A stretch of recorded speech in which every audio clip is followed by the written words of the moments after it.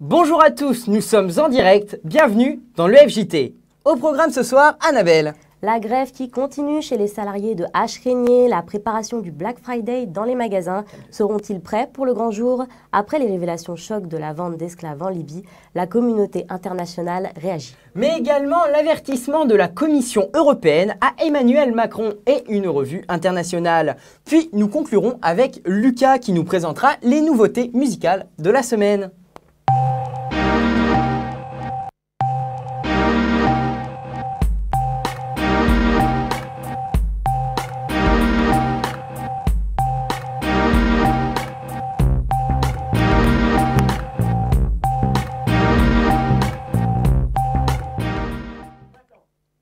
La société H. Régnier dans la tourmente. La quasi-totalité des salariés du nettoyage de la gare SNCF Paris-Nord est en grève depuis le 2 novembre.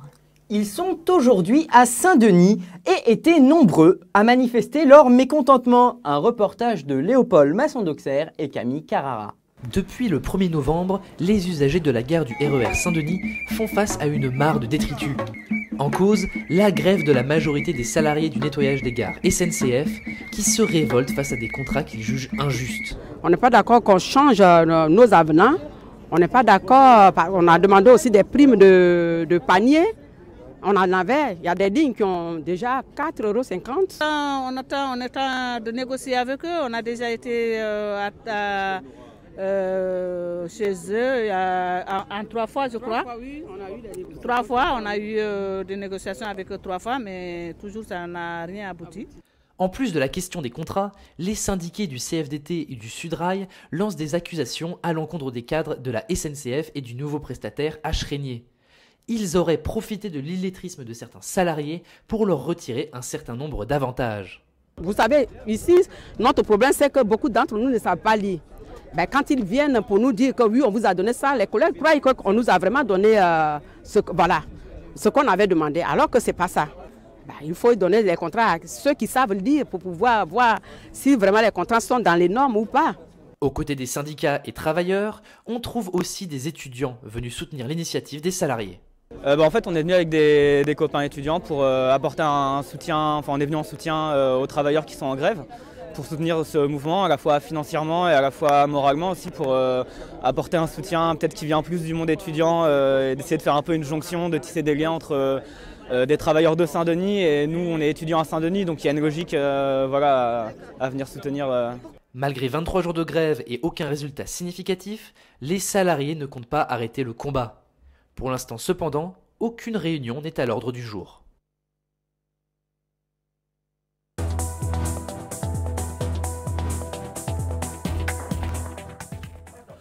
Côté politique, Emmanuel Macron n'a pas su convaincre ses homologues européens.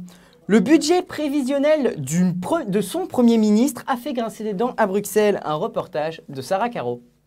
L'annonce qui fait mal.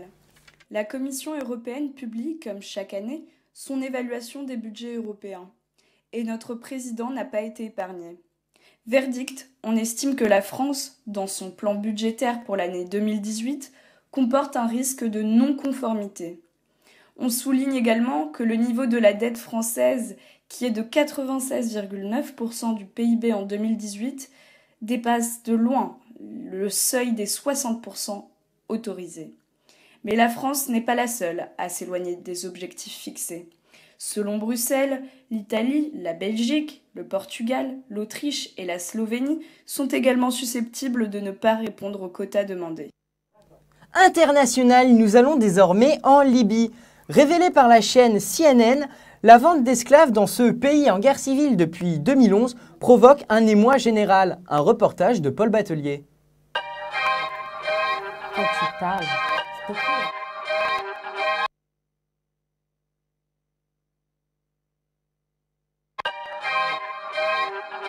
On l'attendait depuis plusieurs jours. Emmanuel Macron a enfin réagi sur la situation de la vente des migrants africains comme esclaves en Libye.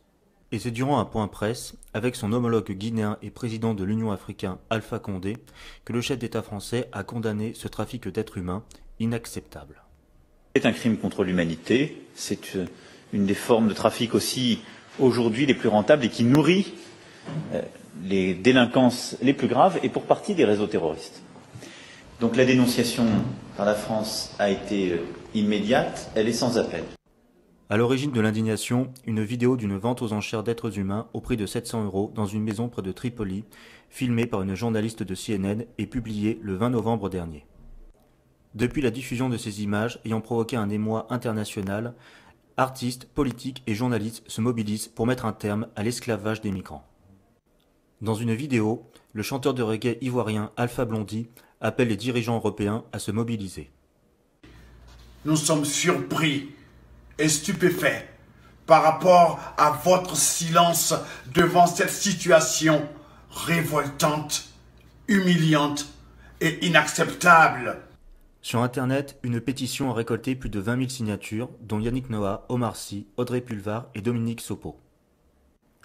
6 ans après la chute du colonel Kadhafi au pouvoir, la Libye est toujours en proie à la guerre où des migrants d'Afrique de l'Ouest sont vendus sur des marchés aux esclaves avant d'être soumis au travail forcé. Allez, vas-y. Attends. Nous partons maintenant en Argentine. Depuis plus d'une semaine, l'inquiétude est totale pour les familles des 44 marins disparus en même temps que le sous-marin. Le compte à rebours est lancé. Léa Dubois-Romo revient sur les événements depuis le 15 novembre. Depuis mercredi dernier, le sous-marin militaire argentin San Juan est porté disparu au large de la Patagonie. Il semblerait que cette disparition soit due à un problème de batterie et à un court-circuit. Le San Juan retient à bord au moins 44 personnes. À savoir que si le vaisseau est immergé, il ne dispose que de 7 jours de réserve en oxygène. La preocupación va creciendo, obviamente. Cada vez vamos entrando de a poco a un tiempo crítico, ¿no es cierto? Cependant, rien ne permet de savoir si le sous-marin était en immersion totale ou non lors de l'incident, ni s'il est remonté à la surface depuis. Pour le retrouver, 14 navires et 10 avions, dont un de la NASA, ont été mobilisés. Le propre du sous-marin, c'est qu'il navigue sous la mer. Et quand il navigue sous la mer, il est invisible. Invisible des satellites, invisible des autres bateaux, caché en quelque sorte. Ce qu'on espère, c'est que l'amélioration de la météo qui est prévue sous 48 heures va permettre de rechercher dans de meilleures conditions et de le détecter à nouveau. À Mar del Plata, les habitants se réunissent pour prier devant la base navale. Et demain, c'est le grand jour. Le Black Friday promet encore des promotions mirobolantes, frôlant parfois les moins 50%. Notre équipe s'est rendue sur les lieux dans les coulisses des magasins à Châtelet-Les Halles. Joseph Vob et Alexandre Srab. Oh putain.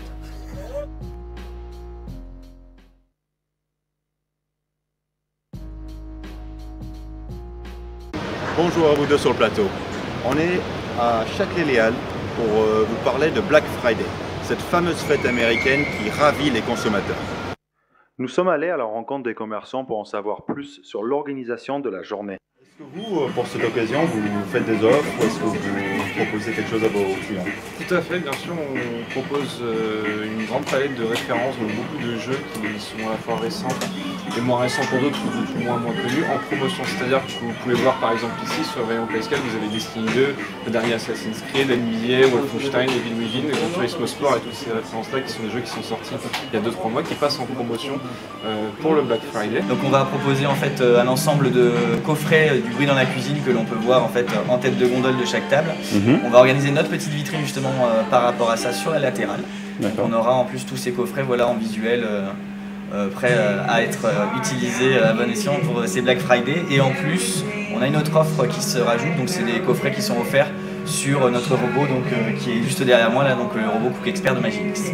On retrouve donc des offres généreuses de la part des commerces parisiens. Le public va-t-il profiter de cette journée, par exemple? À voir, tout dépend des occasions, parce que bon, si c'est intéressant, oui, mais à voir.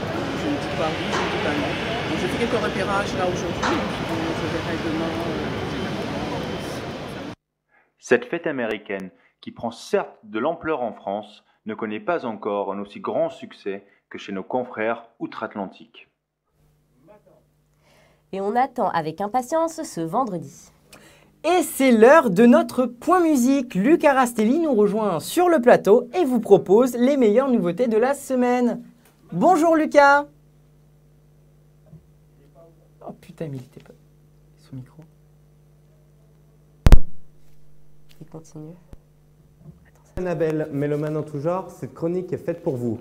Voici les sorties qui vont probablement rythmer le top album de la semaine prochaine. la chanteuse islandaise Björk sort son 10e album solo demain. Du nom de Utopia, cet album aurait, selon les rumeurs, des touches pop-jazz plus importantes que pour ses précédents projets. Le groupe de rock britannique Noel Gallagher's with Flying Birds, groupe créé en 2010 avec des anciens membres d'Oasis, sort leur 3e album intitulé Who Built the Moon, se traduisant en français par Qui a construit la Lune. Cet album annonce une tournée du groupe en Royaume-Uni ainsi qu'en Irlande pour 2018. Le rappeur lyonnais Ludovic Villard, plus connu sous le nom de scène de Lucio Bukowski, sort un nouvel album avec son beatmaker Oster Lobas du nom de Requiem Naïveté. Actif dans le rap depuis 2010, Lucio cite surtout des écrivains anarchistes parmi ses influences, dont Dylan Thomas, Louis Calaferte ou Charles Bukowski, dont le rappeur s'inspire pour son pseudonyme. J'espère que ces albums reviront le cœur des amoureux de la musique. Sur ce, portez-vous bien et n'oubliez pas, vive la musique. Merci Lucas. Et c'est la fin de votre journal. Rendez-vous demain et d'ici là, portez-vous bien. Bonne soirée. Bonne soirée.